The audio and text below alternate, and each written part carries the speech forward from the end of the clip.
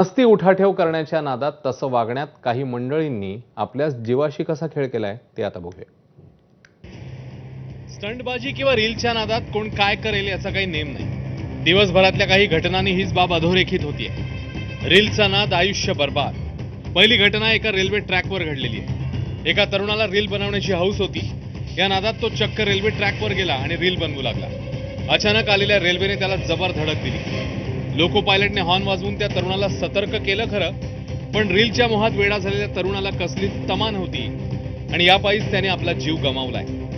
Petrol बॉम्बची हौस आयुष्याची बोंब। उत्तर प्रदेशच्या हापूरमध्ये एका तरुणाने पेट्रोलने भरलेला बॉम्ब पेटवताच मोठा स्फोट झाला, ज्यामध्ये हा तरुण गंभीर जखमी झालाय।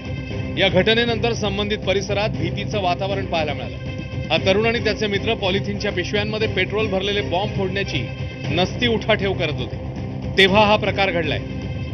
परंपरेच्या नावाखाली फटाक्यांचं युद्ध। राजस्थानातल्या केकरी शहरात परंपरेच्या नावाखाली एकमेकांवर जळते फटाके फेकण्याचा प्रकार समोर आलाय। यात अनेक लोक जखमी झालेत।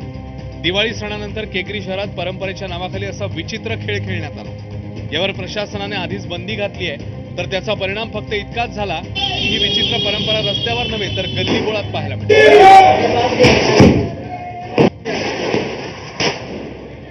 कुणाच्याही जीवाची पर्वा न करता काही तरुण एकमेकांच्या अंगावर जळते फटाके फेकताना पाहायला मिळाले। यात अनार, रॉकेट सारखे प्राणघातक ठरू शकतील असे फटाकेही एकमेकांच्या अंगावर फेकले गेले। तेव्हा कुठे रीलच्या तर कुठे परंपरेच्या नावाखाली घडलेल्या या घटना दिवसभरात चर्चेचा विषय ठरल्या आणि कसं वागायचं नाही हेही शिकवून गेले। ब्युरो रिपोर्ट, एबीपी माझा। दिल्ली पोलिसांनी आयसिस मॉड्यूलचा पर्दाफाश केलाय। 2 संशयित दहशतवाद्यांना अटक करण्यात आली आहे। दिल्ली पोलिसांच्या स्पेशल सेलने मोठी कारवाई करत आयसिसशी संबंधित एक दहशतवादी मॉड्यूल उघड केल्याचा दावा आहे। संशयितांकडून अनेक संशयास्पद वस्तू आणि इलेक्ट्रॉनिक सामग्री जप्त करण्यात आली। स्पेशल सेलच्या अधिकाऱ्यांनी दिलेल्या माहितीनुसार दोघेही संशयित आत्मघातकी हल्ल्याच्या तयारीत होते। यापैकी एक आरोपी दिल्लीचा रहिवासी असून दुसरा मध्य प्रदेशातील असल्याची प्राथमिक माहिती आहे। पाकिस्तानच्या गुप्तचर संस्था आयएसआयशी संबंधित लिंक असल्याचंही समोर आलं।